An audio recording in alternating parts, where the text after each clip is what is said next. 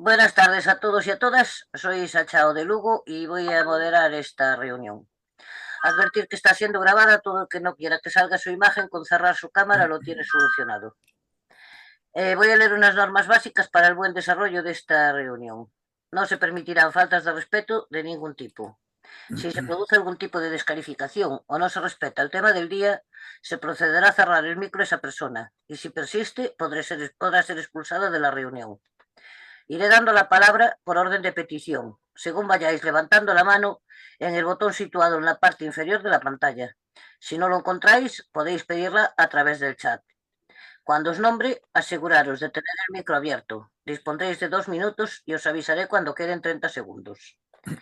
Debemos evitar las repeticiones e iremos directo al grano para intentar agilizar y dar opción a más intervenciones. Daré la palabra, en primer lugar, a todas aquellas personas que intervengan por vez primera y luego, en función del tiempo restante, daré paso a las segundas y así sucesivamente.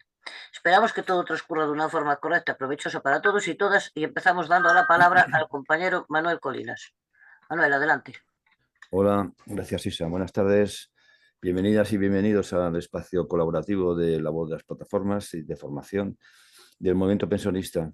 Bueno, antes de hacer la presentación de la conferencia y de la conferenciante, recordemos a una mujer víctima de la violencia machista. Se trata de Catalina, de 49 años, asesinada en Benalmádena, Málaga, por su ex marido. Estaba acogida al sistema Biogen, pero no sirvió de nada, que el sistema Biogen es el de seguimiento a las víctimas de violencia machista. Pues deja 4 hijos huérfanos, 3 de ellos menores, y Catalina se convertirá en la segunda mujer asesinada por su pareja o expareja en lo que va de 2025 y en la víctima número 1295 desde que comenzaron los registros en 2003. Sus hijos se sumarán a los 431 menores que han quedado huérfanos por violencia de género desde que este dato comenzó a contabilizarse en el año 2013. Así que decimos una vez más, basta ya. Bien, bueno, hoy comenzamos un ciclo dedicado a conmemorar el 8 de marzo, el 8M, Día Internacional de la Mujer, y haremos más conferencias. Iniciaremos el día 17 de febrero la difusión de vídeos cortos que sacarán a la luz a algunas mujeres destacadas en las artes y en las ciencias y que silenciadas por el aparato de propaganda del patriarcado predominante en todo el mundo y al que hay que combatir por la igualdad real entre mujeres y hombres. Cuando estuvo en este mismo espacio nuestra conferenciante de hoy, Sausa Al-Kouli Marín, a finales de noviembre del año pasado, para hablarnos de la situación terrible de Palestina, acordamos con ella volver otro día para hablar del tema que nos ocupa, la lucha de las mujeres en Palestina, ayer y hoy. En aquella conferencia ya se plantearon algunas cuestiones sobre las mujeres palestinas, por ejemplo, la reproducción como arma política de resistencia ante el colonialismo y el genocidio de Israel. Esta conferencia y el debate posterior a la ponencia de Sausan, que recordamos es hija de refugiado palestino y forma parte del movimiento de mujeres palestinas Al-Karama y del movimiento Ruta Alternativa Masar Badil, seguro que enriquecerá nuestro conocimiento de un pueblo, el palestino, injustamente tratado por la historia y trágicamente avasallado por los estados poderosos del mundo. Así que, Sausan, cuando quieras, comienza. Bueno, muchísimas gracias a los compañeros y las compañeras de la voz de las plataformas por invitarme una vez más. Efectivamente, nos emplazamos en aquella charla de noviembre a volver a vernos porque, bueno, había mucha información que dar y no me dio tiempo a abarcar el tema de la lucha de las mujeres palestinas, ¿no? Y bueno, quería lo primero felicitaros, ¿no? Porque la verdad es que, si no me equivoco, todos los viernes estáis abordando una temática y es de alabar, ¿no? Esa labor que hacéis de difusión de las distintas temáticas, ¿no? En reconocimiento de los distintos derechos, ¿no? Que es algo tan necesario en este mundo actual. Em, bueno, lo primero que quería comentar es que, eh, a pesar de que ya también habéis tenido hace poco una conferencia estupendísima con Isaías Barreñaga, donde él hacía un desgranaje maravilloso de todo el tema del colonialismo, ¿no? De Israel sobre Palestina, pero sí me gustaría apuntar que para hablar de la lucha de las mujeres palestinas es necesario también hacer un pequeño recorrido histórico, no me voy a detener demasiado, ¿no? Pero tenemos que entender tenemos que entender que la lucha de las mujeres palestinas acompaña precisamente a esa lucha contra el proceso de colonización desde sus inicios, ¿vale? Para las mujeres palestinas no es concebible o digamos que la lucha por conseguir la igualdad, ¿no? Entre mujeres y hombres en Palestina acompaña a la lucha por la liberación nacional, porque todo el mundo sabe en Palestina que dentro de un sistema colonial, dentro del sistema sionista, no es posible alcanzar la igualdad entre mujeres y hombres, porque precisamente el sistema sionista, el sistema colonial sionista, es el primero que tiene un enorme interés en mantener un sistema patriarcal en Palestina y mantener a las mujeres dentro del ámbito privado, ¿no? Porque sabe precisamente de esta historia tradicional de lucha de las mujeres que, pese a que aquí prácticamente no se sabe, ¿no? Cada vez se sabe más, pero no se conoce, no se informa de esta participación de las mujeres palestinas en la lucha por la liberación de su nación, ¿no? De la nación palestina, de su pueblo. Entonces, bueno, dicho esto, voy a intentar no extenderme mucho, porque lo interesante siempre es lo que viene después, ¿no? La interacción, ¿no? con todos vosotros y todas vosotras. Por supuesto, yo aquí, los conferenciantes, no tenemos la verdad absoluta y lo interesante es eso, ¿no? Poder reflexionar, interactuar y demás. Bueno, pues sí, efectivamente, como os decía, la lucha de las mujeres palestinas no se puede entender sin ese proceso, ¿no? De colonización, de ocupación colonial. Recordemos que Palestina desde tiempos inmemoriales ha estado colonizada de alguna manera, ocupada, ha pertenecido a distintos imperios, ¿no? Como fue el Imperio Otomano. Después del Imperio Otomano estuvo bajo la tutela del Protectorado Británico. Después ha estado bajo la colonización del Estado sionista a partir del año 1948 y a día de hoy pues ya sabemos lo que está ocurriendo, ¿no? Que está bajo una ocupación militar que además se ha intensificado y se ha agravado tras los acontecimientos del 7 de octubre del año 2023, como todos y todas sabemos, ¿no? Bueno, pues digamos que la efervescencia de esta lucha de mujeres palestinas comenzó cuando en el año 1917 se produjo lo que se viene a conocer como la Declaración Balfour, que era una declaración que hacía el entonces ministro de Exteriores de Gran Bretaña, el ministro Balfour, en el que hacía una promesa eh, hacia el sionismo internacional, ¿no? Hacia una promesa de establecer un hogar, se utiliza la palabra, ese eufemismo, ¿no? De hogar nacional judío en la Palestina histórica, ¿no? Un hogar nacional judío que evidentemente venía a significar un Estado judío. Eh, y bueno, ya entonces, con esa declaración Balfour, los palestinos y las palestinas de la época, pues llevaron a cabo una serie de levantamientos masivos y en donde tuvo ya una importante significancia la participación de las mujeres. De las mujeres tanto obreras y campesinas, que se enfocaron quizás más en ayudar a la resistencia, ¿no? En las zonas rurales especialmente, y también de las mujeres burguesas que tuvieron un trabajo un poquito más asistencial y burocrático en este proceso, ¿no? Que se inicia a partir de la declaración Balfour. Ya unos años, 3 años más tarde, en el año 1921, nace la primera organización estructurada de mujeres palestinas, la Unión General de Mujeres Árabes Palestinas, en el año 1921. En esa década, la década de los años 20, también de los años 30, fue una época un par de décadas, mejor dicho, de efervescencia del activismo político palestino, ¿no? También de las organizaciones de mujeres como esta que os comento, la Unión General de Mujeres Árabes Palestinas.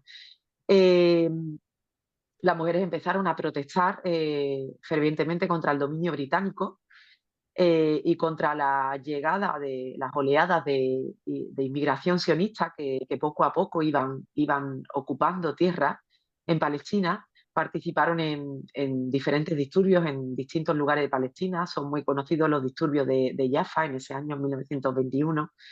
Empezaron a formar comités de mujeres, a coger diferentes reuniones de distinta índole para contribuir en esta lucha, y también empezaron a recaudar fondos para llevar a cabo acciones reivindicativas de todo tipo, ¿no?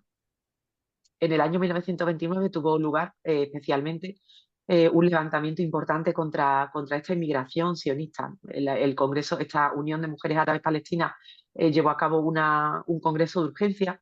Se organizaron manifestaciones de distinto tipo. Hubo una manifestación muy importante de una procesión de automóviles. Se encargaron de familias de mártires y prisioneros. Tener en cuenta que ya en esta época las organizaciones terroristas sionistas, sin todavía pertenecer a la institución sionista, que todavía no existía como tal como institución, pero ya existían organizaciones terroristas, sionistas que estaban operando en el territorio palestino, ¿no? Entonces ya en esa época ya podemos hablar de mártires palestinos y de prisioneros y prisioneras palestinas, ¿no? Esta organización de mujeres también empezó a comprar tierras para evitar que se vendieran eh, a, a estas personas que llegaban de diferentes partes de Europa del Este, sobre todo, ¿no? Para asentarse en Palestina. En los años 1936-39 fue una época muy importante porque se produjo lo que se conoce como una gran huelga en toda Palestina, una revolución en la que más de 200 organizaciones asistenciales y reivindicativas de mujeres fueron creadas de distinta tipología por toda Palestina, ¿no? Entonces fue una época muy efervescente en este sentido, ¿no? Y bueno,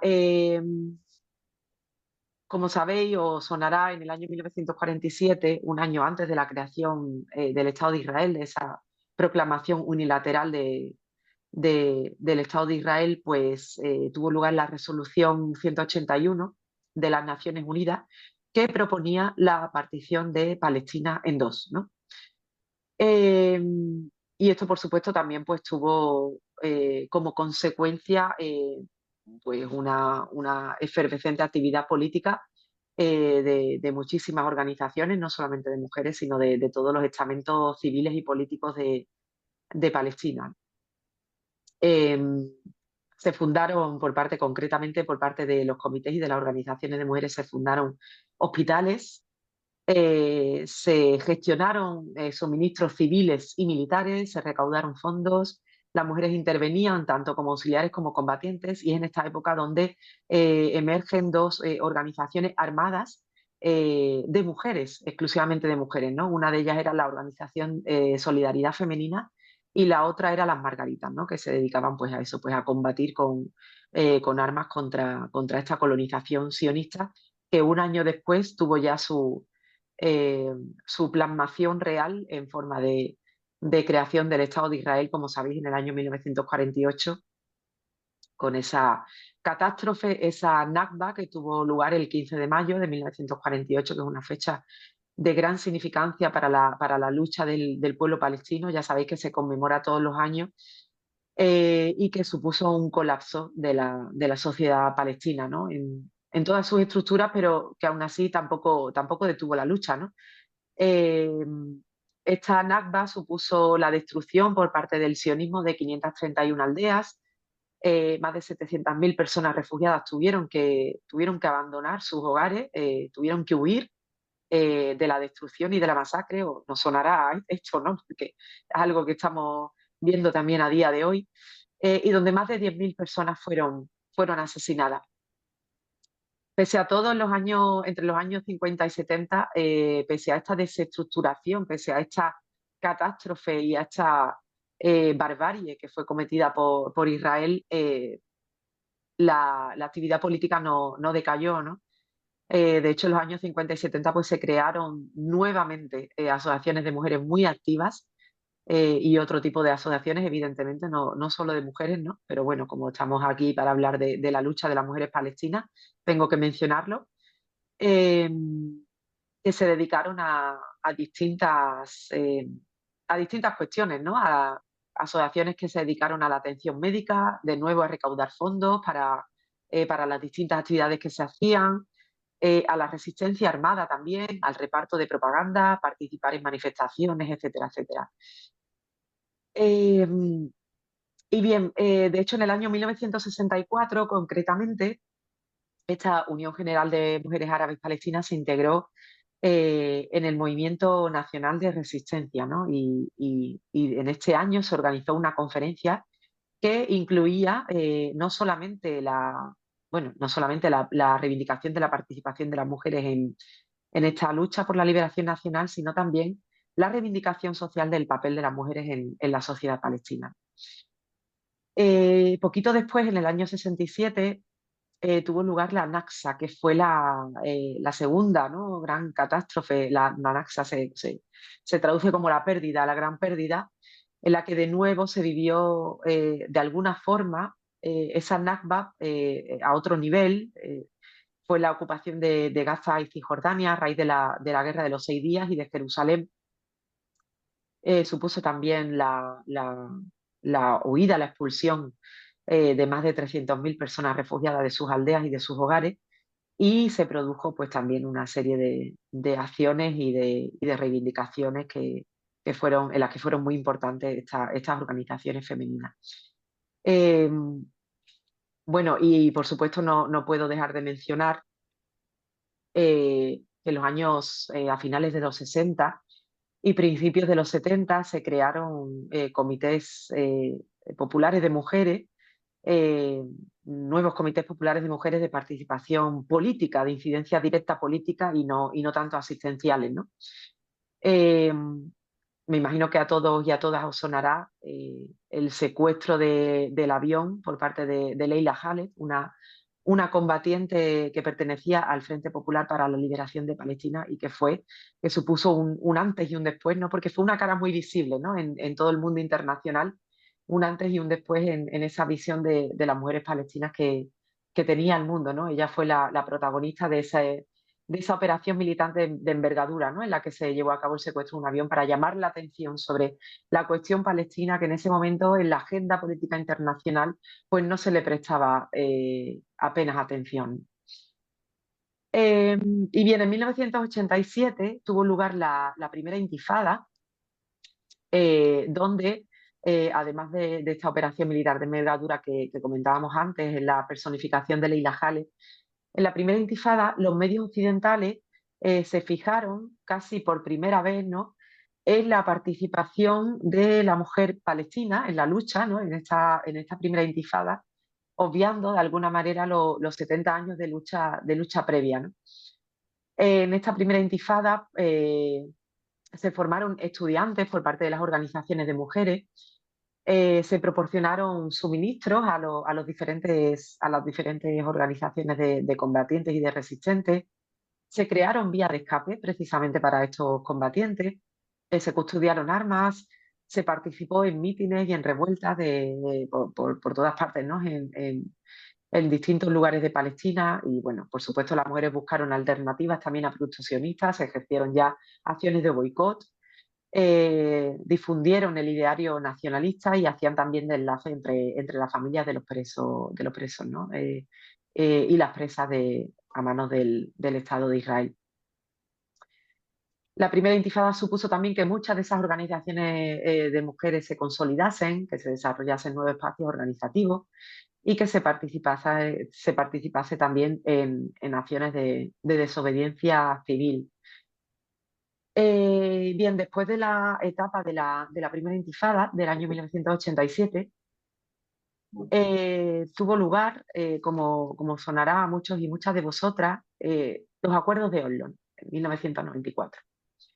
En 1991 tuvo lugar una conferencia que precisamente fue en Madrid. Era una conferencia de normalización del Estado sionista de Israel, que preparaba el terreno para la firma de los acuerdos de Oslo 3 años más tarde, en el año 94. Los acuerdos de Oslo pues, supusieron un enterramiento, por desgracia, para la soberanía y para los escasos logros que podía lograr la, la causa palestina. En los acuerdos de Oslo, además, no se les dio el protagonismo a las organizaciones de mujeres que a principio se les iba a conferir. No hubo realmente una correspondencia entre la participación de las mujeres en todo el proceso de lucha y su presencia en los cargos públicos de lo que resultó de los acuerdos de Oslo, que fue la Autoridad Nacional Palestina. Y por supuesto hubo un intensísimo trabajo de los comités de mujeres y de las organizaciones de mujeres contra la ocupación y contra la firma de esos acuerdos de Oslo. Y bueno, ya después, un poquito más tarde, en el año 2000, también en la segunda intifada, tuvo lugar bueno, se significó también de manera muy importante la participación de las mujeres de una forma muy activa en esa segunda intifada. Y bueno, así hasta el día de hoy, ¿no? Prácticamente. En el año 2018 tuvo lugar, os sonará también la Gran Marcha del Retorno, que tuvo lugar en la Franja de Gaza, donde también podíamos ver en las imágenes, ¿no?, que nos ofrecían los medios de comunicación la participación de mujeres de toda edad y condición social en esa gran marcha del retorno, que por cierto, en esa gran marcha del retorno era una marcha absolutamente pacífica, donde no había participación de la resistencia armada y donde, sin embargo, también el ejército sionista no tuvo ningún reparo en disparar y en masacrar a la gente que se estaba manifestando de forma pacífica, ¿no? Y bueno, en el contexto de genocidio actual, eh, porque bueno, siempre tenemos que hacer hincapié en que el genocidio se ha estado produciendo desde incluso antes de la creación del Estado de Israel, ¿no?, en el año 1948. Eh, entonces, pues bueno, no podemos hablar solamente de genocidio a partir del 7 de octubre de 2023, cuando Israel ha cometido la barbarie que ha cometido sobre la Franja de Gaza y también la limpieza étnica en Cisjordania, sino que este genocidio se viene produciendo desde que existe, ¿no?, la colonización sionista en la Palestina histórica. En el contexto de genocidio actual, eh, las mujeres, hemos visto como las mujeres palestinas han sido uno de los objetivos prioritarios por parte de la fuerza sionista, ¿no?, de la fuerza de defensa de Israel, del ejército de Israel. Precisamente porque las instituciones israelíes son plenamente conscientes de que las mujeres palestinas tienen una participación muy activa, tienen un papel muy importante dentro de la sociedad palestina a diferentes niveles y es por eso por lo que se ha centrado, ¿no?, en aniquilar especialmente a las mujeres palestinas y a los niños y a las niñas palestinas también. También tenemos que tener en cuenta que las mujeres palestinas se las considera dentro de la sociedad palestina como un puente de transmisión de los valores identitarios, ¿no?, de las nuevas generaciones, ¿no? Eh, Además de participar, ¿no?, en todas las esferas de la sociedad. Es por eso que era un objetivo, las mujeres palestinas han sido un objetivo claro de exterminio en este contexto de genocidio actual, que no ha terminado, que con este acuerdo de alto el fuego no se garantiza en absoluto que este genocidio haya terminado, a la vista está de los acontecimientos, ¿no? Y bueno, pues por hablar un poquito también de la problemática, ¿no?, que han sufrido las mujeres en ese genocidio, en ese feminicidio, ¿no?, que ha estado.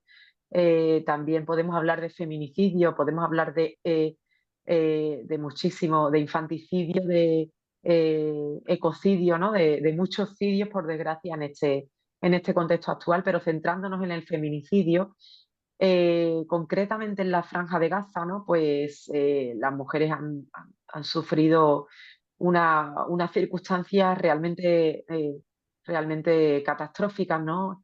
Las mujeres embarazadas no tenían, ¿no?, hospitales en los que dar a luz a sus hijos.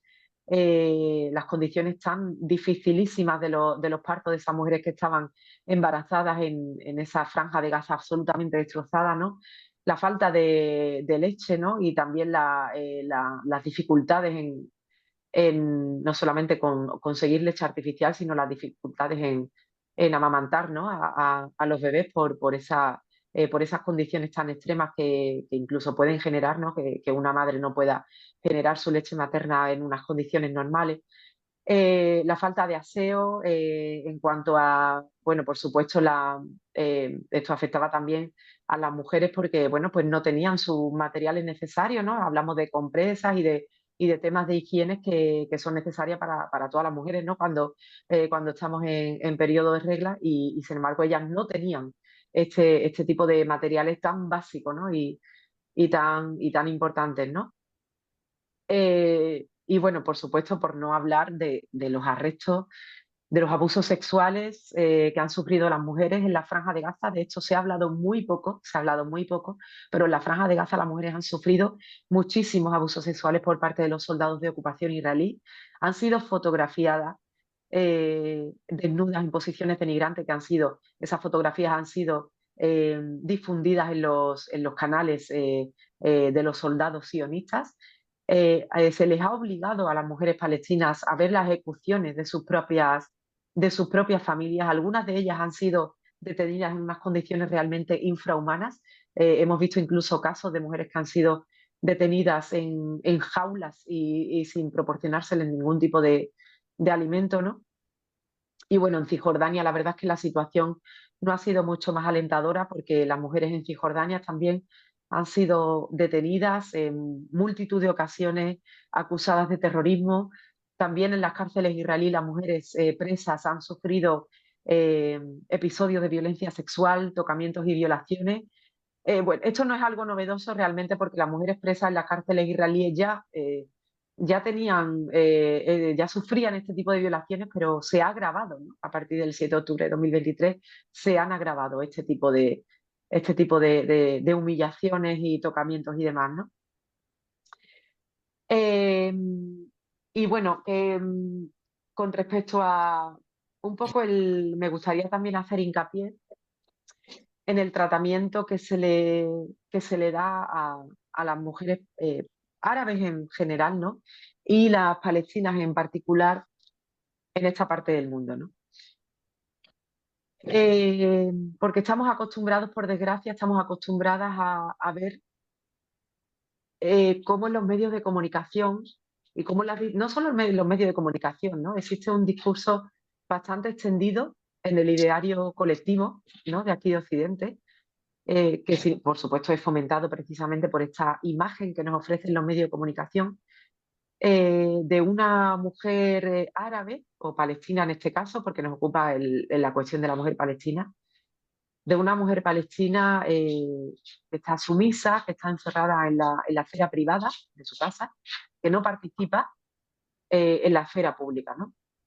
Y a mí me gustaría desmentir este discurso, me gustaría hacer muchísimo hincapié en que pese a que en otros contextos de lucha de otros lugares, de otras partes del mundo, las mujeres han sido invisibilizadas en sus relatos, en sus propios relatos de historia nacional. El caso de Palestina ha sido diferente. No estoy diciendo con esto que en Palestina no haya un sistema patriarcal, porque sí que lo hay, ¿no? Como en la mayoría de los países y de los territorios en el mundo, existe un sistema patriarcal, existe un patriarcado intrínseco en la sociedad palestina.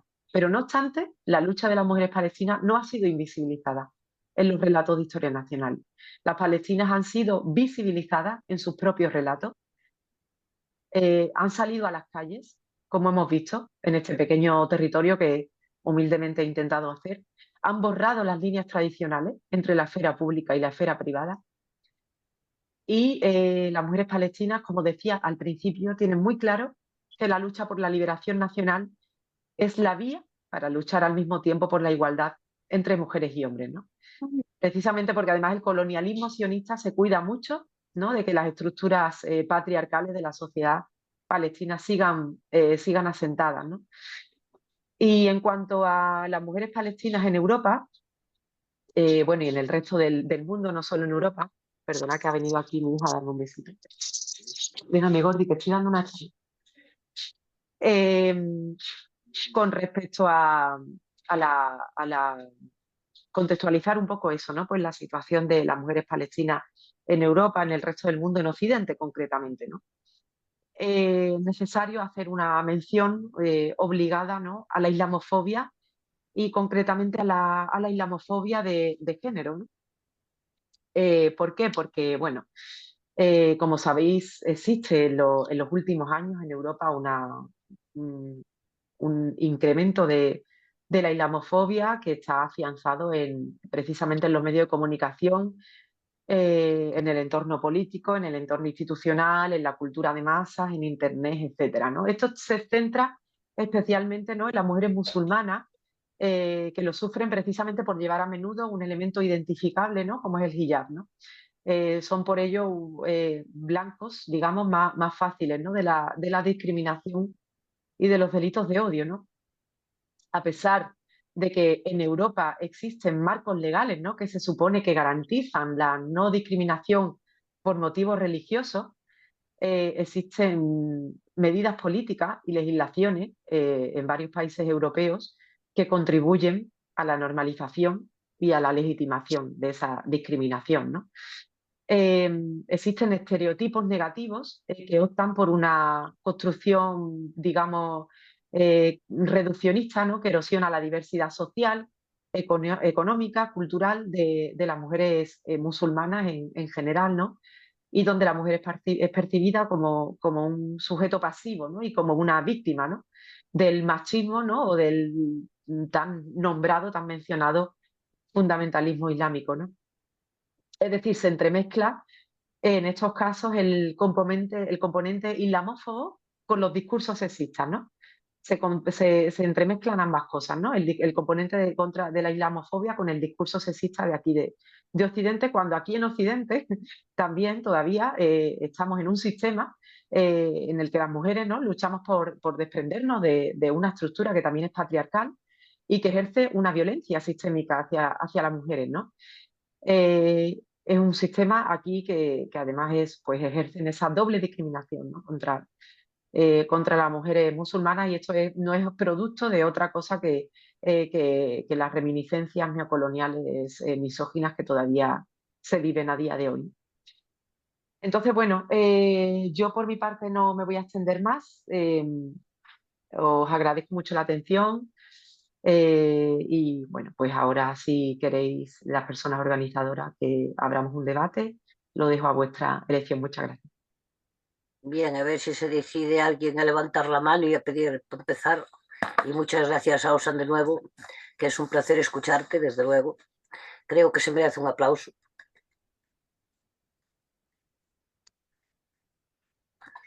Y a ver si así se va animando la gente. Elena, abre el micro, por favor. Abierto. Sí. Oye, gracias. Nos has dado una lección estupenda, realista y triste, porque es una barbaridad lo que se puede llegar a hacer sufrir a un pueblo, a un colectivo. Yo lo paso desde el año 67, que tenía 12 años.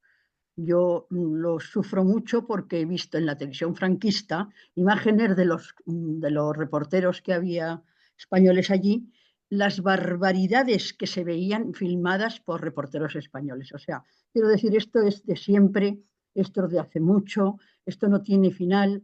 Esta gente está, como tienen el dinero, como tienen la banca mundial, Hollywood, grandes empresas, los diamantes, y como el dinero es el que manda en este planeta, pues están todos los babosos que alrededor los apoyan y la gente que está mal de la pelota. En fin, cada uno puede tener el pensamiento que quiera, pero esto es ver un genocidio en directo día a día, porque nos lo están pasando a través de las redes y no sé. Y aquí hay no sé cómo no se levanta la gente, porque en la época de Hitler, pues no lo sabíamos la gente, no lo sabían la gente que lo vivía, porque no había. Pero ahora es que es muy difícil. Entonces habéis tenido la mala suerte de acoger en su día a esta gente, de que los ingleses se repartieran y los franceses el imperio turco, y que los ingleses se fueron corriendo en cuanto les pusieron la bomba en el Hotel Rey David en 1947. Es que el terrorismo sionista es que ha coquinado a la gente, o sea, se largaron los británicos. Yo, en cuanto al respecto de lo último ya, de lo de eso, yo os puedo decir simplemente mi opinión, o sea, mis vivencias. Yo estoy en Casa Palestina de Aragón, cuyo presidente es Ibrahim Abiad, y yo no he visto en mi vida gente menos machista, de verdad, que es que hay en todas partes del mundo, por desgracia, en todas partes del mundo hacen cosas a las mujeres, en los hombres del patriarcado, los cobardes, porque hay hombres que no lo hacen, claro. Entonces, todo esto es manipulaciones para desinformar, para sembrar odio, para que los terroristas son los otros. Cuando yo he vivido, yo soy historiadora y lo que yo he vivido es que cuando entró Napoleón, los que se resistían y mataban a los franceses en guerrillas eran resistencia y héroes. En Francia, en la Segunda Guerra Mundial, cuando lo ocuparon los nazis, la resistencia que mataba nazis eran unos héroes y eran los buenos. O sea, esto es un cachondeo y la mujer palestina ha sido la más valiente porque es que ha parido hijos para que se los matasen en malas condiciones, les han quitado su humanidad de supervivencia cuando sabemos que la mayoría de las veces la familia la sostiene el marido en una parte, pero lo que es la familia en sí, sobre todo de niños, de la gente más débil y ancianos, ha sido sostenida por la mujer y la están reventando. No sé cómo puede tener tanta fuerza. A Casa Palestina de Aragón han venido mujeres de Palestina y bueno, son un encanto y cuentan sus cosas y esto es una resistencia que seamos muchos, pocos, yo la voy a tener todo lo que pueda. Lo que pasa es que ahora nos ha entrado una mala época de gente, en fin, no sé cómo calificar, no quiero calificar a nadie. Pero vamos, gracias por todo y que me gustaría que todo se visibilizase más, que se dieran más informaciones de lo que realmente es Palestina y ha pasado en Palestina. Que la gente joven no tiene nada de información, que es que muchas redes y mucho acceso a la información, pero no hacen más que a la desinformación. No tienen ni idea. A mí me gustaría que se dieran más conferencias, que se diera por parte de los profesores en los colegios, que hablase de lo que realmente es de la verdad, de la realidad. Siempre todo el mundo puede tener una opinión según qué lado esté, pero hay cosas que son objetivas y reales. Y todo lo que ha contado es la realidad. Sausana ha sido maravillosa porque además no se ha metido con nadie y ha dicho una imagen general muy valiente y muy válida. Y yo le quería preguntar simplemente, ya que hablo mucho, ya veis, preguntarle una cosa a Sausan, si sabe algo de Jahel Tamimi, que hace muchísimo tiempo que no sabe de ella porque la metieron en la cárcel y sé que luego la sacaron, metieron a su madre, a su padre, y yo es una chica que tenía, bueno, contactos con ella, me encantaba, porque era una niña tan graciosa, tan valiente, tan estupenda, y hace mucho que no se sabe nada, como no se sabe nada del médico que se llevaron los ocupas estos. Entonces, si sabe algo Sausan de Jahel Tamimi, por favor. Gracias, Elena. Pues siento.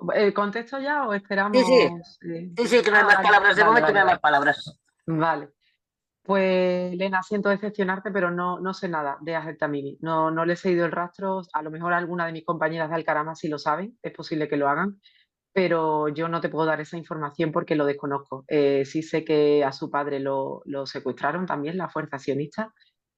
Eh, Su su padre, madre. además, bueno, y su padre también. Sí, Su sí, padre todos. también estuvo secuestrado. Eh, y bueno, la familia también es una familia muy conocida, ¿no? En el contexto de lucha por aquella famosa bofetada, ¿no? Que le dio a Tamimi lo cuento por quien no lo sepa, ¿no? Por quien nos pueda escuchar, a Tamimi es una joven palestina de una aldeíta que está cerquita, no muy lejos de Ramallah, y, y ella pues se hizo mundialmente famosa por darle un puñetazo a un soldado israelí. Fue encarcelada, pero gracias a una campaña mediática internacional muy potente, pues al final la liberaron y bueno, toda su familia, ¿no? Además, ahora no recuerdo ahora mismo el nombre de la aldea, estoy intentando recordarlo, pero no me viene a la cabeza. Es Yo una aldea tampoco. que además ha sido siempre muy reivindicativa, que todos los Sí, viernes sin falta estaban ahí a pie de lucha, ¿no? Todos los viernes salían para protestar contra los soldados, ¿no? Que estaban apostados ahí justo enfrente. Y bueno, la familia Tamimi tuvo y sigue teniendo, ¿no? un protagonismo muy fuerte en estas protestas. Ahed Pero Tamimi están además estuvo en silenciados España. ahora. Perdona, están silenciados todos. Desde el 7O están todos Sí, silenciados. Cogieron sí, a porque hay una represión brutal en toda Cisjordania. O Es que sea, Cisjordania no se nombra, pero es espantoso. O sea, sí, pasa un incluso horror, pero nosotras, sí, sí, incluso perdona. nosotras hemos tenido, no, para nada, Elena. Nosotras hemos tenido incluso algunas charlas con compañeras allí en Cisjordania, con chicas palestinas que nos cuentan, bueno, que incluso por poner una reseña en una red social te encarcelan. O sea, incluso por poner cualquier mención de apoyo a Palestina en una red social, van a tu casa y te encarcelan. O sea, la represión en Cisjordania está siendo brutal y no nos podemos dejar engañar por este acuerdo en el que se están liberando a prisioneros y prisioneras porque liberan, pero luego vuelven a encarcelar a más gente, ¿no? Entonces hay que tener cuidado con esto, ¿no? Y no hacernos falsas ilusiones y falsas esperanzas. Pero lo que decía, que yo recuerdo que Ahed Tamimi y su padre estuvieron en España, Sí, creo que fue en el año 2018, si no recuerdo mal. sí, Y sí, estuvieron de gira y yo vamos, yo fui a Madrid a un evento, a la fiesta del Partido Comunista que se celebra en Madrid todos los años y tuve el placer de conocerla y la verdad que fue una ocasión para mí muy especial, adelante. ¿no? Y bueno, y su padre vino a Sevilla y nos ofreció una charla, fue una charla súper mastodóntica, vinieron muchísima gente porque la gente estaba deseando conocer su historia, escucharles y demás, ¿no? Pero bueno, que me voy un poco también de la pregunta, siento mucho no poder responderte sobre que no le he hecho un seguimiento a Ahed, no sé cuál es su situación actual. Pero sí, bueno, agradecer, Elena, también tu labor, ¿no? En la Casa Palestina de Aragón, que sé que es muy activa. Y efectivamente, las mujeres palestinas es importante significar, dar a conocer el papel que han tenido, porque es cierto que aquí ya cada vez menos, creo yo, ¿no? Porque ya sí que es verdad que incluso las organizaciones feministas intentan eh, abrirse y diversificar un poco las demandas, ¿no? que tradicionalmente han hecho las organizaciones feministas en nuestro país, aquí en España, eh, pero incluso se conoce poco, ¿no? Dentro de las propias organizaciones de mujeres aquí se conoce poco, ¿no? Entonces creo que es muy importante dar a conocer estas historias de lucha, que además si hacemos un vistazo hacia atrás, vemos que la lucha de mujeres palestinas comenzaron mucho antes que en muchos lugares de Europa, o sea que no hay que menospreciar eso, ¿no? Y que hay que tenerlo en cuenta. Entonces, pues nada, Por te eso he agradezco mucho nombrado tu a intervención. Jade. Sí, por Sí. eso la he nombrado, Eh, porque era una niña tan pequeña que es que era una maravilla. Pero sé de vuestra lucha y sé que, bueno, que no tenéis nada que ver con. Y el patriarcado nos lo han enseñado los hebreos, con sus mujeres con pelucas. No llevan pañuelo, pero llevan peluca cuando tienen pelo. O sea, quiero decir que esto es cuestión de ignorancia, de saber realmente que todas las civilizaciones, todas las culturas, todos los seres humanos tenemos cosas y defectos y eso, pero el buenismo y el malismo que se han inventado, intereses que desconozco porque yo soy una ciudadana de a pie y desconozco qué interés tiene las grandes dineros y potencias y grupos en hacer una movida contra, no sé, contra el Islam, cuando realmente el Islam, yo no sé, pero vamos, ahí está, pues no sé, los países árabes, los Emiratos Árabes Unidos, que son gente muy reconocida, no sé, en fin,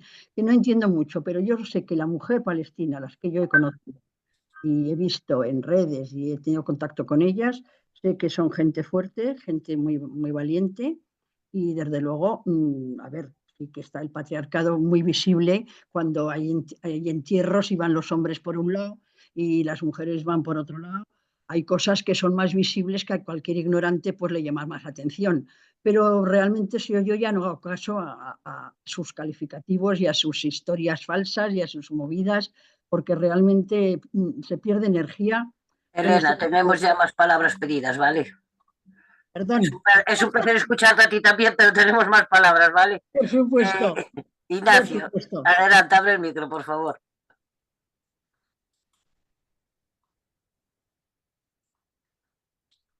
Ahora, Sí, buenas tardes. Yo quería hablar que hay más guerras, no solo la de Palestina, pero es una prueba de que el gran capital hace probatinas con este tipo de guerras, ya sea de nacionalismo, religiones, política ante todo, y claro, y estas son pruebas inequívocas que el gran capital hace pruebas incluso con los golpes de Estado, ahora que vuelve otra vez el nazismo, el fascismo en sí, y la gente se tenía que dar cuenta que es lo más injustificable y lo más irracional, lo más que no es razón de ser, que haya este tipo de guerras que va contra la humanidad, que hay un caos en todo lo que es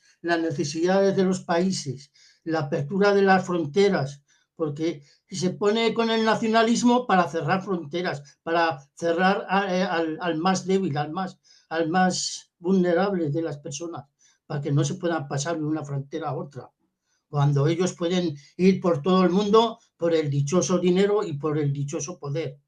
O sea que estos son pruebas cuando dan un golpe de Estado en cualquier país, o eso son pruebas de la derecha, de los grandes poderes. Eso es lo malo de esta sociedad. Y la sociedad aún los apoya, parece mentira que sean tan irresponsables y tan poco razonables como humanos. Nada más. Entre todo, las personas teníamos que tener un poco de sentido fuera de las competencias de uno que ser más que el otro. Y esa educación que hemos tenido, es la educación. Nos enseñan a ser uno más que el otro. Ahí está la desigualdad. Y luego, en cuanto a la mendicidad, con la caridad, cuando no tiene que ser con la caridad, sino con la solidaridad de los países y de las personas y del medio ambiente. Nada más. Ahí dejo mi palabra. gracias, Ignacio. Sausa, ¿quieres intervenir? He tenido un problemilla, no sé si os habéis dado cuenta, Sí, sí.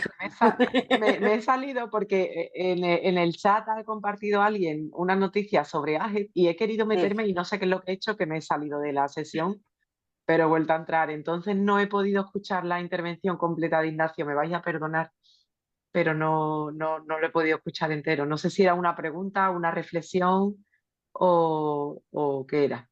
Perdonadme. Era más bien una reflexión en general. Del mundo, Vale, de la vale, sociedad. sí. Gracias, Ignacio. Vale, sí, bueno, Ignacio, bueno, no sé si con esto Sí, un sí. poco sigo el hilo de lo que tú comentabas, porque ya te digo que te he escuchado solo a media, pero aquí tiene mucho que ver también la propaganda, obviamente, ¿no? La propaganda sionista e imperialista. Vamos a tener en cuenta de que Israel gasta más dinero, ojo, invierte más dinero en el ministerio que se dedica a la propaganda que que en su propio ejército. O sea, destina más dinero a la propaganda que a sus propios ejércitos. Entonces tienen un poder alucinante, ¿no? En cuanto a comprar periodistas, en cuanto a difundir noticias, etcétera, etcétera, ¿no? Entonces, claro, es muy difícil combatir eso, ¿no? Es muy difícil, pero no es imposible. Bueno, y esto se aplica al sionismo y se aplica, por supuesto, también a los intereses imperialistas, como todos y todas las que estamos aquí ya sabemos, ¿no? Isabel Álvarez. Abre el micro, por favor. Sí, Ahora. sí. Bueno, bueno, muchas gracias por esta exposición y por la anterior que también estuve. Es difícil, no sé cómo plantear esto ya menos en 30 segundos. Mira, yo pienso que seguro que las mujeres palestinas, como ha pasado con las mujeres aquí en las guerras, han estado luchando, defendiendo, han estado trabajando y luego pasó aquí durante las guerras mundiales, ¿no? O sea, aquí, quiero decir, en los países que dicen occidentales o como quieras, ¿no? Que luego cuando pasó se las recluye en casa con todo lo que trabajaron. O sea, en el hogar a tener más hijos y a criar y a cuidar. Entonces, no es una crítica hacia... O sea, quiero decir que el patriarcado yo creo que es atraviesa todas las religiones, atraviesa todos los países, todas las culturas y es criticable en todas. Entonces, ¿por qué tú dices, y racismo hay en todas partes también? No digo que no, o sea, y estoy en contra de ello.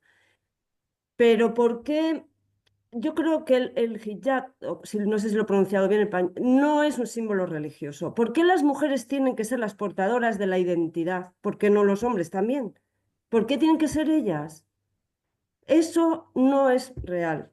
Es un símbolo, para mí, yo pienso y he leído a Mimún Amido, he leído a Najat el-Hachimi y a otras mujeres, es un símbolo de inferioridad de las mujeres en todas partes. Lo mismo que en el sionismo, en el Estado, en Israel, lo de la peluca, las mujeres tienen que ocultarse aquí. Antes tenían que llevar velo, hace bien poco las mujeres para ir a misa y para esas cosas, y también son símbolos de inferioridad.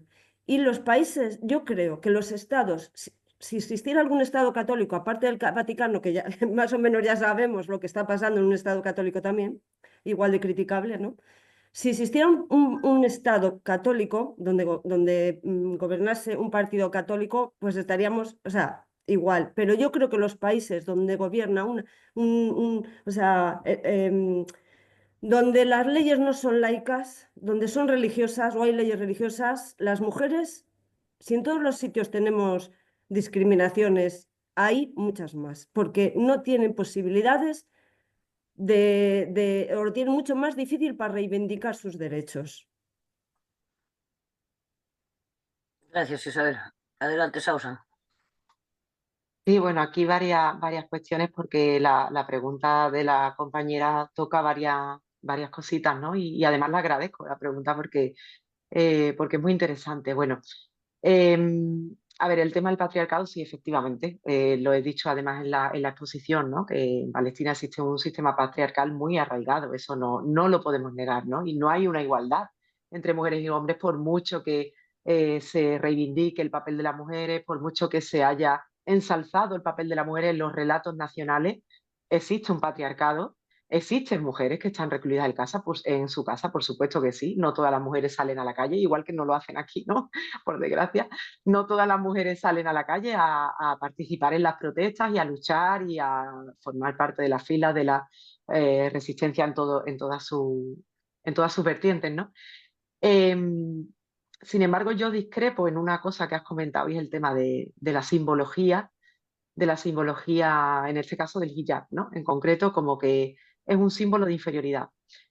No me gusta profundizar mucho en este tema porque yo no soy musulmana, no conozco de pleno la religión musulmana, la verdad. Yo me he criado en una cultura laica en mi casa, mi madre es atea, mi padre sí era musulmán, pero no era practicante. Y yo bueno, pues he crecido con valores laicos y del ateísmo, vamos, prácticamente, ¿no? Pero sí que tengo muchas compañeras que son musulmanas, que son practicantes y que llevan el hijab, ¿no? Entonces siempre nos gusta remarcar que el hecho de que una mujer lleve el hijab, independientemente de lo que, bueno, de lo que pueda suponer, ¿no? El llevar un velo en la cabeza, ¿no? Que puede suponer para las mujeres de otras partes del mundo que no practican la religión de cualquier tipo, puede suponer un símbolo de identidad que es una inferioridad, ¿no? Como ha comentado la compañera. Sin embargo, es una cuestión que creo que tienen que resolver las propias mujeres musulmanas. Yo pienso que las mujeres de otras partes del mundo no tienen, para reivindicar la igualdad de derechos de mujeres y hombres, no se tienen que fijar eh, en símbolos que al final son una cuestión, perdonadme la expresión, estética, ¿no? Que conlleva mucho más, ¿no? No solamente es una cuestión estética. Pero bueno, que en lo que es el portar ese símbolo es una cuestión que se ve a simple vista, ¿no? Sino que tenemos, cuando las mujeres en otros países, por ejemplo aquí en España o en cualquier otro país donde no hay una religión predominante, ¿no? O donde el sistema es laico, le hacemos un flaco favor a las mujeres que sí deciden portar el hijab, que lo deciden. Puede ser por presiones o pueden no ser por presiones, porque eso es verdad que también es una cuestión muy individual de cada una, ¿no? Algunas seguramente lo harán por presión de su familia y otras que, a pesar de las presiones, decidirán no llevarlo, u otras que no tienen ningún tipo de presión, pero deciden llevarlo. Es decir, que podemos encontrarnos diferentes casuísticas, ¿no? Pero se hace un flaco favor a entender la lucha de estas mujeres musulmanas que deciden llevar ese hijab si lo criticamos.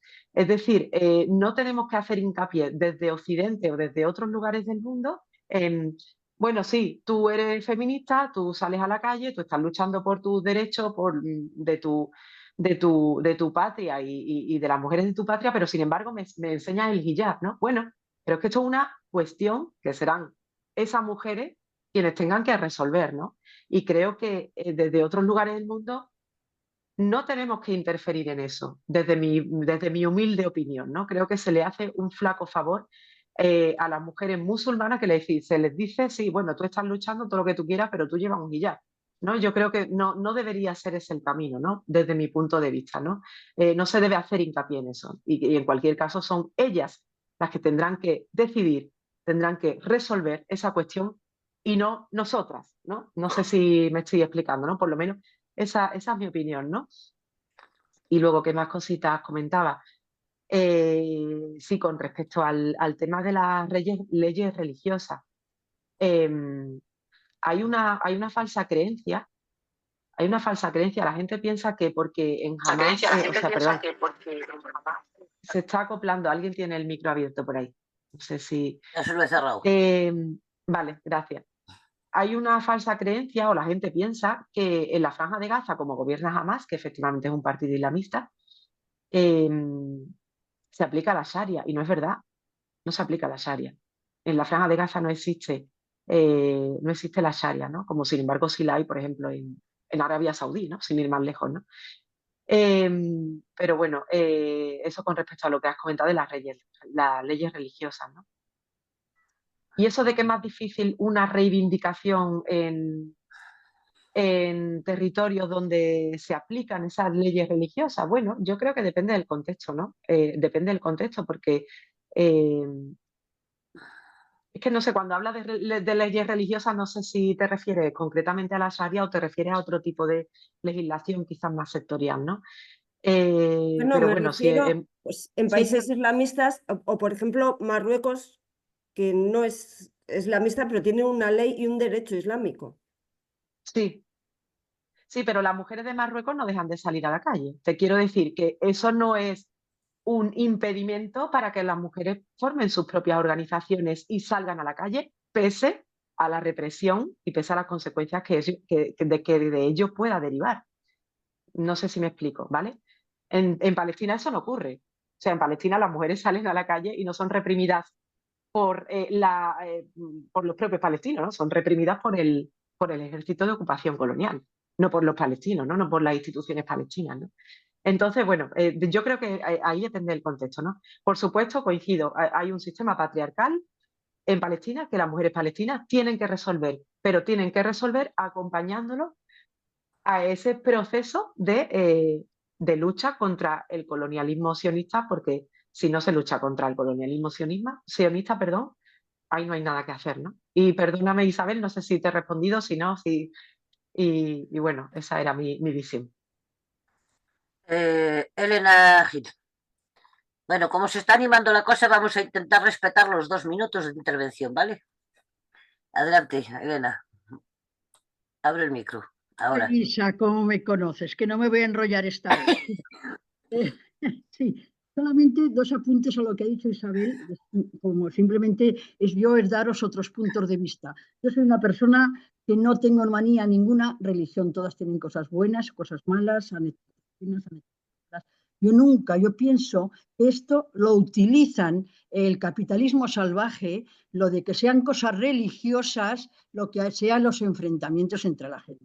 Yo creo que para mí es una película que se han montado, que nos la han vendido muy bien y no estoy de acuerdo en absoluto con nada. Con respecto a los pañuelos, y bueno, yo estoy de acuerdo con Sausan, pero vamos, con respecto a los pañuelos, a mí me da igual cómo vayan vestida nadie. como si quiere llevar una maceta en la cabeza. Sí que hay, por ejemplo, cosas que sí que afectan ya, para mi gusto, a problemas sociales, como por ejemplo, Afganistán, el burka, eso es un horror.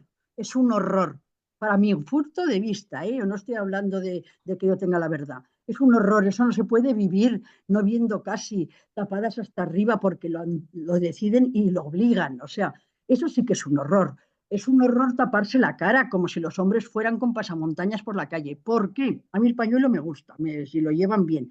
¿Por qué? Porque a nivel, por ejemplo, pues si alguien identificas que alguien hace algo o yo que sé, van tapados, pues eso se considera como que se está alguien tapando. Entonces, el tener la cara siempre despejada, pues bueno, socialmente sí que da un poco más de seguridad, pero vamos, es lo mismo, es una cosa cultural. Y en el momento que ellas elijan, como ha dicho Sausan, bueno, pues me parece a mí bien. Ahora, taparse la cara, yo pienso que tiene otro nivel. O sea, hay muchos niveles en todas las cosas, en las culturas, en los detalles, las cosas de fuera. Entonces, yo estoy de acuerdo con Sausan totalmente, ¿vale? Gracias, Elena. Isabel, Que antes no dije que, por supuesto, estoy totalmente en contra y horrorizada por lo que están haciendo a Palestina, vamos, eso que no quepa ninguna duda y de acuerdo con Elena que el capitalismo este total lo aprovecha todo. También seguro que se aprovecha de las religiones. Yo lo que quería decirte, cuando tú dices que hay que dejarlas a ellas, sin embargo, muchas de ellas están pidiendo ayuda. Muchas que han tenido el valor y han sufrido por reivindicar su derecho a no llevarlo, a Yanis y Ali, las mujeres que te dije antes, y muchas otras, piden ayuda, necesitan nuestra ayuda, porque ellas son las que están enfrentándose a ello.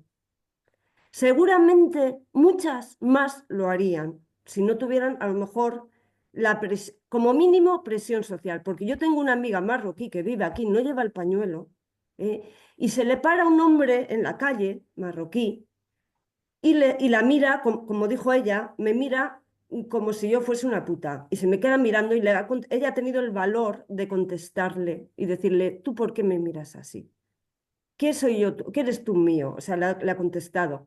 Y sabe que aquí, y no se relaciona mucho con la comunidad marroquí porque, porque sabe que la van a presionar, que la presionan y no está dispuesta a permitir que la presionen. Entonces, sí, lo tienen que resolver ellas, pero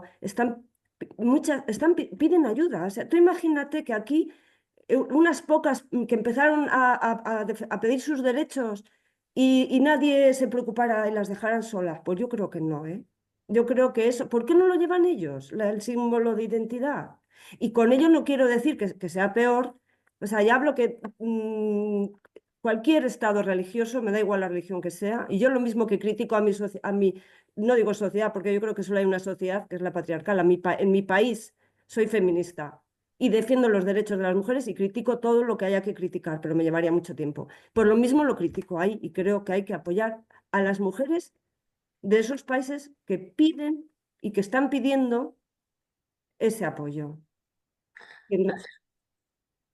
gracias, Isabel. Sausan, ¿quieres decir algo? No, bueno, simplemente que evidentemente, por desgracia, ¿no?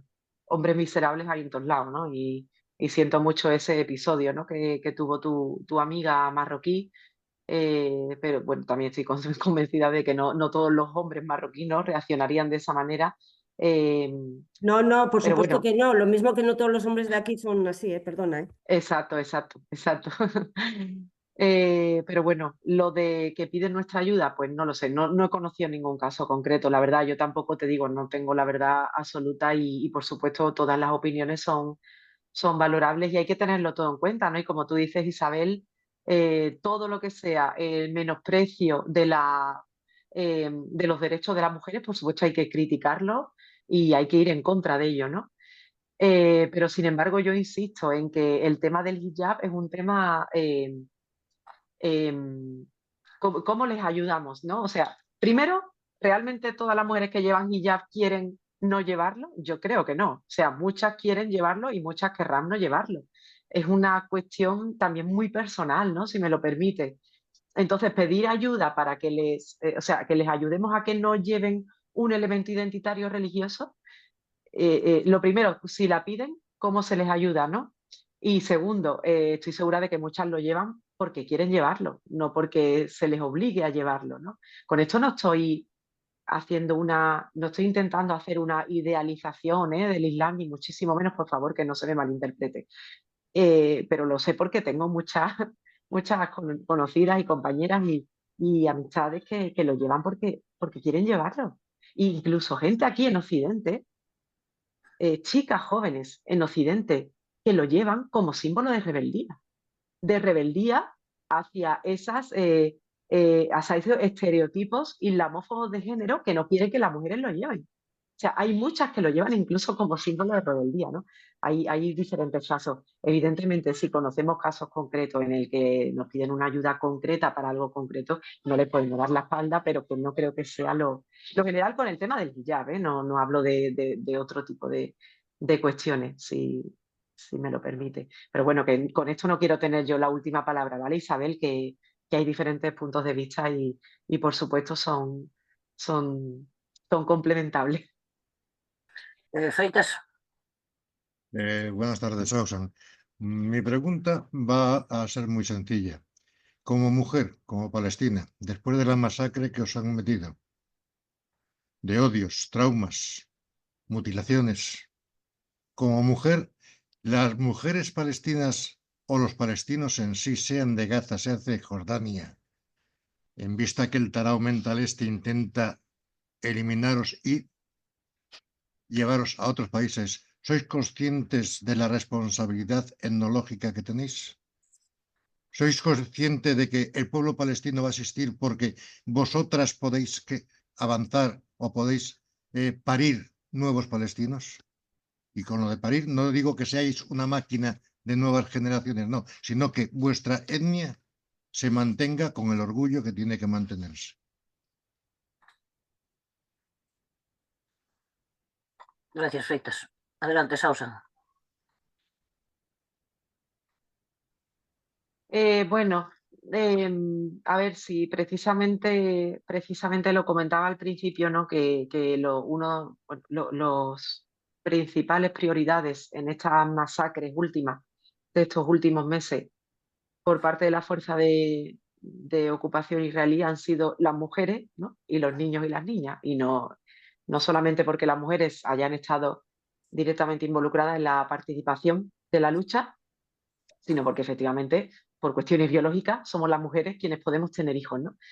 Entonces, si el ejército sionista mata a muchas mujeres, hay menos probabilidades de que las nuevas generaciones puedan existir en Palestina, ¿no? En Palestina o en la diáspora o donde haya lugar, ¿no? Bueno, en este caso en Palestina, porque las masacres se están cometiendo en Palestina, obviamente. Y con los niños ha ocurrido exactamente lo mismo. Yo ya me perdí con la cifra. Yo no sé si fueron alrededor de 12.000, 13.000 niños y niñas quienes fueron directamente asesinados por el ejército de Israel precisamente para, según Israel, evitar que esos niños o niñas se conviertan en futuros terroristas, ¿no? El tema de la maternidad está muy... o sea, a ver cómo lo digo, ¿vale? Para que no suene raro. El tema de la maternidad está muy arraigado en la sociedad palestina. Dependiendo de la zona, ¿vale? Hay zonas, pasa un poco como aquí, ¿no? En las zonas rurales, pues la gente tiene más hijos, en las ciudades, pues la gente tiene menos hijos, ¿no? Esto es un patrón que yo creo que se repite en cualquier sociedad. Pero sí que es cierto que la maternidad se considera como un valor añadido en Palestina. Se considera como un valor añadido, no sé si respondiendo únicamente a esa responsabilidad etnológica, como la ha llamado el compañero, pues yo creo que la responsabilidad etnológica es de ambos, ¿no? O sea, no se pueden tener tampoco hijos si no hay hombres, ¿no? O sea, que aquí tenemos que participar, tienen que participar tanto hombres y mujeres y la responsabilidad es de todo el mundo, no solo de las mujeres, ¿no? Quizás eh, es un poco a partes iguales, ¿no? Pero sí que es cierto que las mujeres en Palestina sí que tienen esa idea de la maternidad asociada a la transferencia a la transmisión de los valores identitarios de la cultura palestina.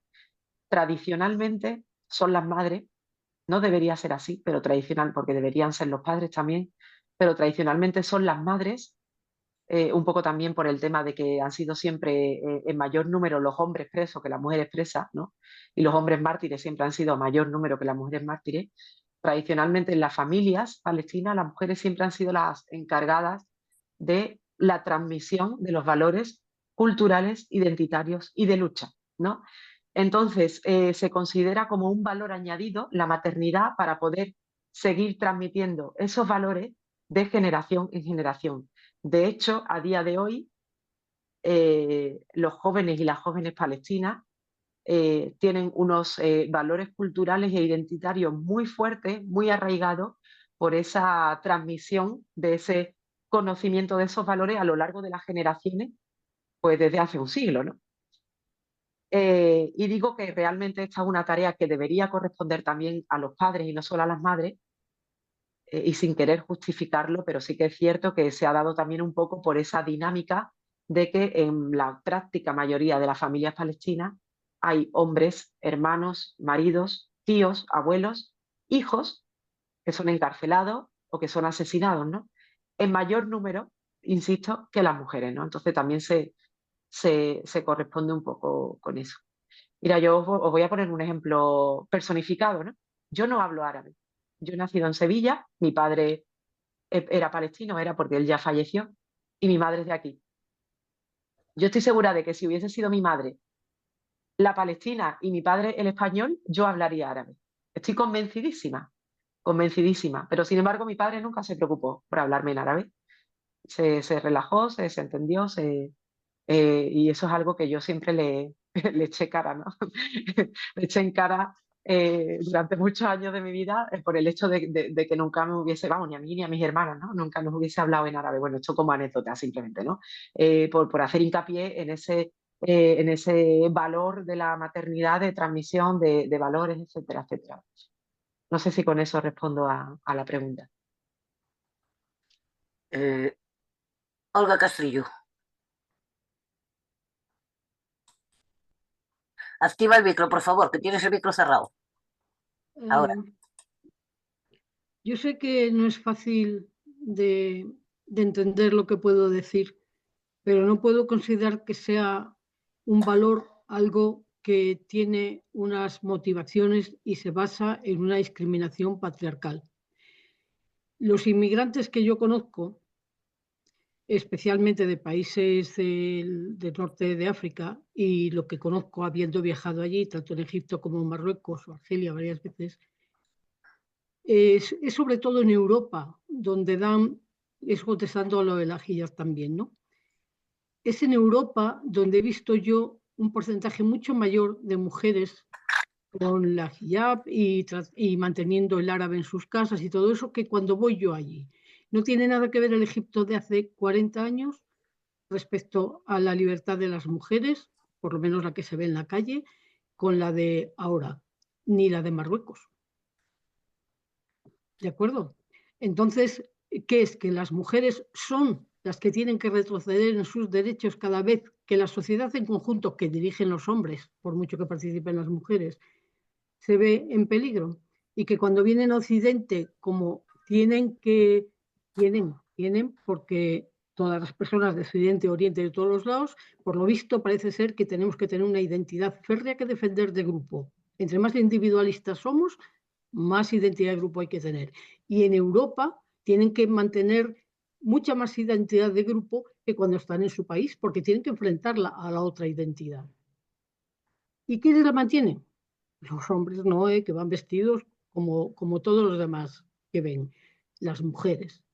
Y las mujeres que yo conozco de marroquíes en Astorga, que hay muchas, lleven o no lleven pañuelo, que la mayoría de las adultas sí, las jóvenes no, son las que hablan mal el español o no lo hablan aunque lleve 15 años, porque son las encargadas de hablar el árabe y con la que hablan el árabe, el esposo que habla el español porque trabaja fuera y además habla con otros compañeros, con lo cual las posibilidades de independizarse, de tener autonomía, de trabajar de las mujeres son mucho más difíciles, porque son las encargadas, sí, de transmitir todo eso que es común. Qué curioso.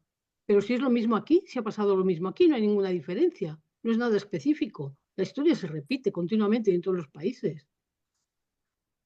Las mujeres encargadas de mantener las tradiciones, incluso las que les hacen daño a ellas, las que las limitan a ellas, y son las encargadas de mantener todo eso, y además de perpetuarlo. Y además de que luego les echen la culpa de que los hijos son porque ellas se lo han enseñado así, y mientras limitan todas sus posibilidades. A las españolas les ha pasado a las europeas y a las estadounidenses después de las guerras mundiales, y pasa en todos los sitios. Eso por un lado. Ya está bien de que las mujeres en el cuerpo tengamos que llevar las señas de identidad del grupo social al que pertenecemos y en el que estamos discriminadas en todo el mundo mundial. Ya está bien. Eso por un lado. Y por otro lado, a mí me revuelve un poco el que se diga que las mujeres por la maternidad tienen, y eso es universal también, tienen que reponer su pueblo. Y no es verdad que los hombres lo hagan igual que las mujeres, porque primero porque no lo hacen, porque no se encargan de los hijos igual en general, aquí y allí, sino porque un hombre puede dejar preñadas a muchas mujeres. Hacen falta más mujeres que hombres para reponer cualquier población, muchas más mujeres que hombres, para reponer cualquier población. Pero es que a mí me da como vergüenza decir a una mujer que ese es un valor para ella fundamental porque sirve para que su pueblo continúe, para que su comunidad no sé qué, para no sé cuánto. ¿Y esa mujer qué es? ¿Qué es? ¿Una transmisora de algo que encima a ella ni siquiera le puede gustar o no, pero puede no favorecerla? A mí me espeluzna un poco las políticas demográficas, que las hemos vivido en todos los sitios, porque todos los booms demográficos suceden después de una guerra. Después de que las mujeres han estado luchando, trabajando, ocupando los puestos que no están llevando a cabo los hombres porque están en la guerra, después recogen los heridos, los mutilados, lloran a los muertos y se produce un boom demográfico. Y las mujeres son echadas del trabajo. Ha pasado aquí, ha pasado en todo el mundo. Puede que en Palestina ojalá sea distinto. Pero vamos, a mí me parece escalofriante ese asunto de la demografía. Gracias, Olga. Bien, antes de dejarle contestar a Sausan, deciros que dada la hora que es, hay 2 palabras pedidas, entonces por favor no pidáis más palabras, ¿vale? Bien, Sausan, adelante. Sí, bueno, con respecto a lo que ha dicho la última compañera, no voy a volver a entrar en el tema del hijab porque ya creo que lo hemos comentado bastante, ¿no? Pero bueno, sí, el tema de cuando he comentado que es un valor para la sociedad palestina no significa que tengamos que estar de acuerdo, ¿no? O sea, estoy diciendo una realidad, ¿no? Independientemente de que se esté de acuerdo o no se esté de acuerdo en que la maternidad sea un valor, ¿no? para determinadas sociedades, por el tema de la expansión demográfica, como ha dicho la compañera. Bueno, no sé si la ha dicho exactamente con ese término. Efectivamente, esto es algo que ha pasado en todas partes, ¿no? No solamente ocurre en Palestina, y además el tema de el tema de simbolizar. Yo creo que esto tiene también mucho que ver, ¿no? Lo de la maternidad. Oye, que para mí, yo soy madre y para mí la maternidad es maravillosa. Soy madre porque he querido ser madre, tengo 2 hijos maravillosos y creo que también muchas veces me encuentro con una tendencia de demonizar, no estoy diciendo que sea el caso, y ya me estoy saliendo de la cuestión palestina completamente, pero a veces me da la impresión de que de que hay una tendencia de demonizar la maternidad, compararla con una esclavitud. No, perdona. O sea, la maternidad no es una esclavitud, o yo por lo menos no lo vivo como una esclavitud, ¿no? Para mí la maternidad es maravillosa y la disfruto, y por supuesto tengo mis momentos de querer dimitir como madre, como todo el mundo yo creo, pero no hay que demonizar la maternidad. O sea, que yo creo que la maternidad es algo maravilloso, siempre y cuando se quiera, como ha dicho la compañera, por supuesto, sin que sea obligada, ¿no? Esa maternidad. Pero bueno, disculparme el inciso, porque creo que me he salido un poquito del tema, ¿no? Pero bueno, lo que iba a decir es que creo que hay una asociación muy fuerte entre ese valor de la maternidad y el tema de representar, representar a las mujeres como,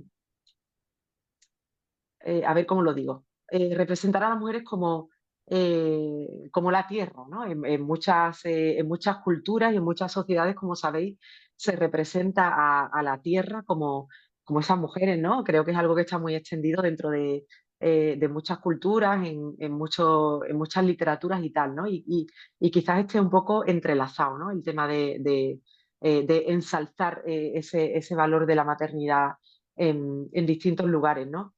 Eh, Nunca me había parado a pensar que, como ha dicho la compañera, la verdad, nunca me había parado a pensar que esto se da especialmente, tiene especial énfasis después de una guerra, ¿no? Sinceramente nunca me había parado a pensar en eso y probablemente la compañera tenga conocimiento de causa más que sobrado y sea cierto, ¿no? Eh, pero yo, con lo que ha comentado de que le espeluzna un poco el tema de que se ponga en alza el valor de la maternidad, bueno, yo no lo sé. A mí no me espeluzna, ¿no? Creo que es eh, que no digo que tengamos que estar de acuerdo con esto, ¿vale? Pero que es una realidad. O sea, es una realidad que en muchas sociedades, no solo en la Palestina, la paternidad, o sea, perdón, la maternidad se considere un valor por este motivo, ¿no? Y en el caso, has mencionado así como de forma muy breve el caso de Egipto. Yo no tengo a nadie en Egipto, no conozco a nadie en Egipto, pero sí que es verdad que me consta por distintas personas que me lo han comentado, que han estado allí recientemente y tal, que sí que es verdad que la libertad de las mujeres en Egipto, bueno, las libertades en general, ¿no? Pero especialmente la libertad de las mujeres, se ha habido muy menoscabada en estas últimas décadas, ¿no? Y también quería comentar al caso de esto, ¿no? De la libertad de las mujeres en Egipto, en Marruecos. Os quería comentar también en Palestina. Palestina antes de la colonización sionista era un país bastante próspero, o sea, en todos los niveles, ¿no? No solamente prosperidad económica, sino que también era un país muy próspero en literatura, en poesía, en cultura, en fin, en universidades, ¿no? Eh, en todas estas cosas, ¿no? Todavía, a día de hoy, después de todo lo que ha ocurrido, después de todas estas décadas de genocidio, Palestina podría estar muchísimo peor en este sentido, ¿no? En cuanto a producción cultural, literaria, etcétera, etcétera, ¿no? Podría estar muchísimo peor. Lo que quiero deciros es que Palestina, si no hubiese tenido esta anormalidad de la historia de ser colonizada en una época en que no tocaba, Palestina no sería nada parecido a lo que a lo que es a día de hoy. Porque Palestina, dentro del contexto de Oriente Medio, era un país muy moderno. Era un país muy moderno y muy avanzado. O sea, con esto quiero decir que al final es la intervención sionista la que ha impedido que Palestina siga un desarrollo normal, obviamente porque con un proceso de colonización es imposible que ningún país siga un proceso normal, acorde al contexto, ¿no? Quiero decir, quizás estoy siendo muy simplista en mis palabras, pero bueno, para que se me entienda. Eh, este desarrollo anormal que ha tenido la sociedad palestina y que responde a ese proceso de colonización, por supuesto, también afecta a las mujeres. Yo estoy convencida que si Palestina, a día de hoy, si no hubiese vivido ese proceso de colonización, Palestina poco tendría que ver, muy poco tendría que ver con lo que les rodea, ¿no? Bueno, probablemente lo que les rodea tampoco sería nada parecido si no hubiese habido ese proceso de colonización sionista, ¿no? Entonces, bueno, no viene exactamente al caso, pero se me ha venido esta idea a la cabeza y quería expresarlo, ¿no? Podéis hablar con cualquier persona que conozcáis, que sea de origen palestino, y seguramente estará de acuerdo conmigo en lo que os acabo de comentar. Si no hubiese habido un proceso de colonización sionista, Palestina sería una sociedad muy avanzada y muy desarrollada en el contexto en el que vive, ¿no? En el contexto geográfico y geopolítico en el que está viviendo. Y poco más. Estoy de acuerdo con eso y muchas gracias por contestarme. Montserrat Cazorla, por favor. Gracias, abre el vídeo. gracias.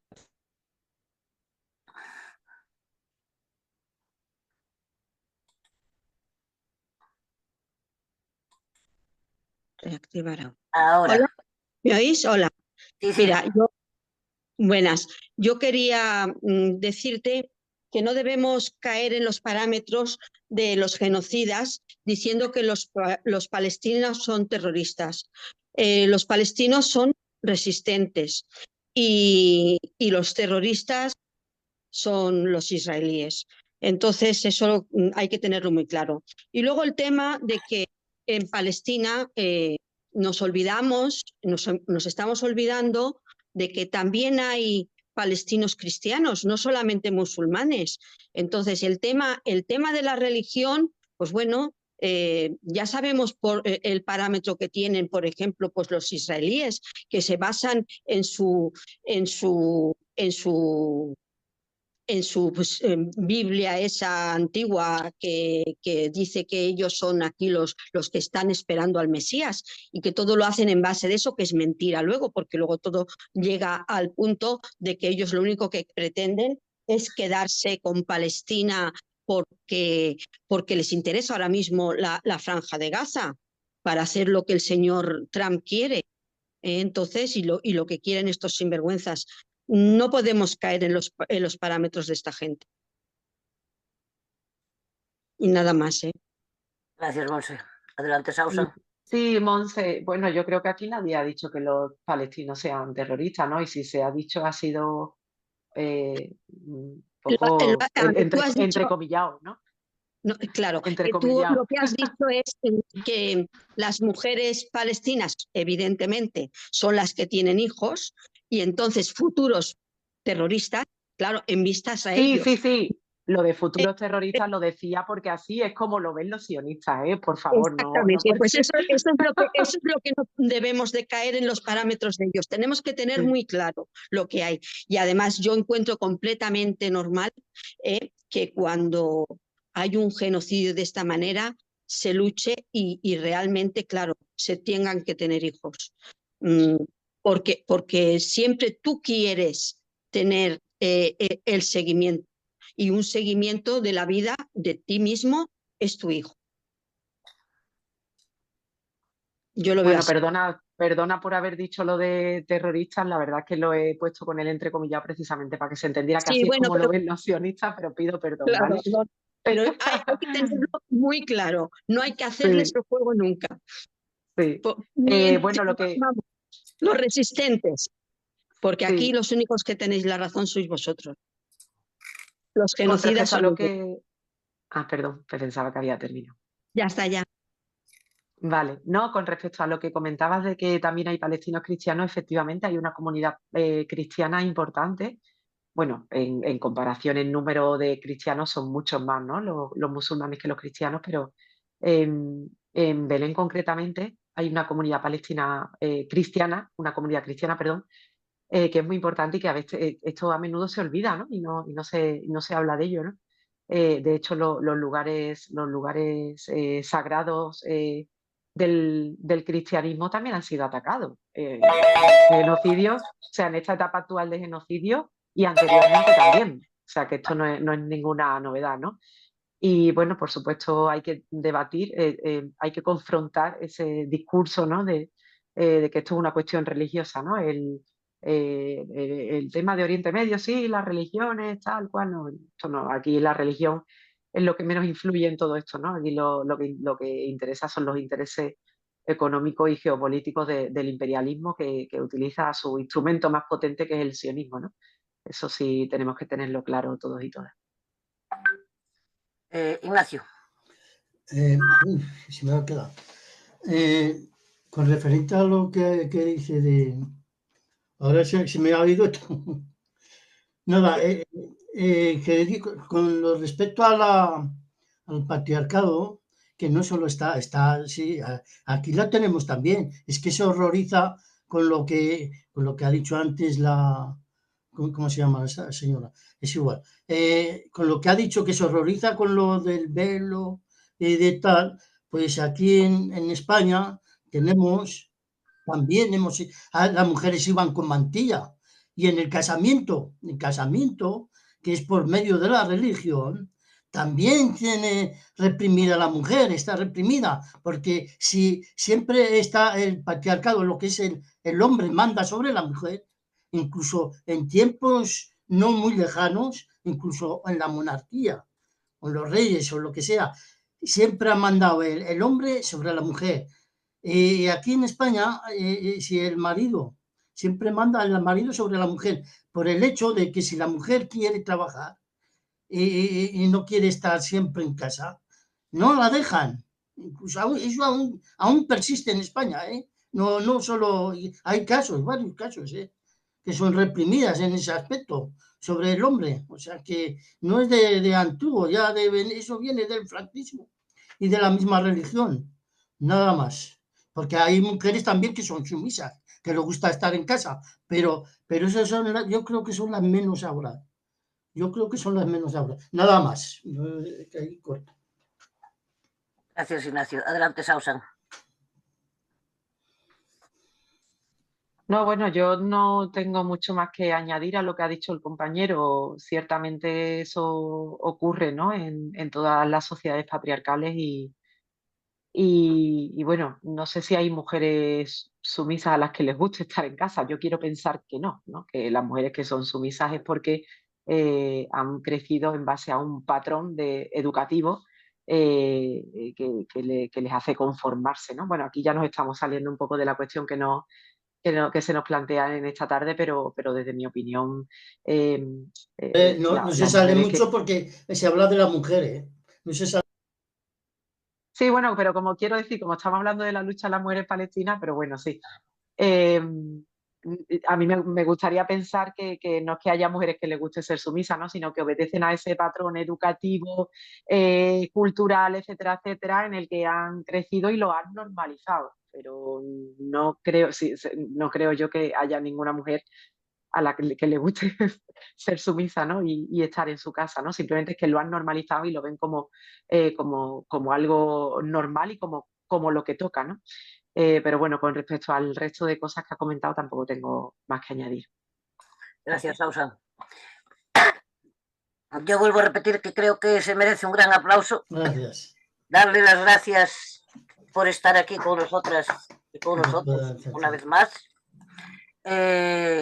Dejarte claro que tienes las puertas abiertas para venir cada vez que quieras y te apetezca venir y que estés disponible también cuando te necesitemos. Muchísimas gracias a vosotras, Isa, y a vosotros y por supuesto aquí estoy, para lo que queráis. Y muchas gracias a quienes habéis tenido la paciencia de escucharme, a quienes habéis intervenido, porque yo creo que lo interesante son precisamente las intervenciones y las reflexiones. A las compañeras y al compañero que ha intervenido. Muchísimas gracias y nada, ahora nos toca estar ahí en las actividades del 8M, en pie de lucha. Ahora le doy paso al compañero Manuel Colinas, no sin antes decirle a Elena Gil que tiene una cosita más bonita ahí en el colo que no veas. Adelante, Manuel. No, sí, yo nada, porque es que me ha tocado estar de abuela, hijas, y ahora está yo y voy de cráneo. Una preciosidad. Adelante, Manuel. Muy bien, pues nada, agradecer de nuevo a Sausa su presencia y sus conocimientos que nos ha expuesto aquí, y agradecer a todas las personas que habéis participado, y seguiremos en esta línea estas semanas que viene, pues con vistas al 8M, pues seguiremos haciendo cosas sobre el tema de la mujer. Y el próximo viernes queremos hablar de ecofeminismo y tendremos aquí en principio a una compañera, a Elena, que nos va a hablar sobre este tema. Ya os pasaremos la invitación. Y nada, mientras tanto, pues seguimos luchando, peleando por la defensa de los derechos humanos en donde quiera que sea. Nada más. Un abrazo.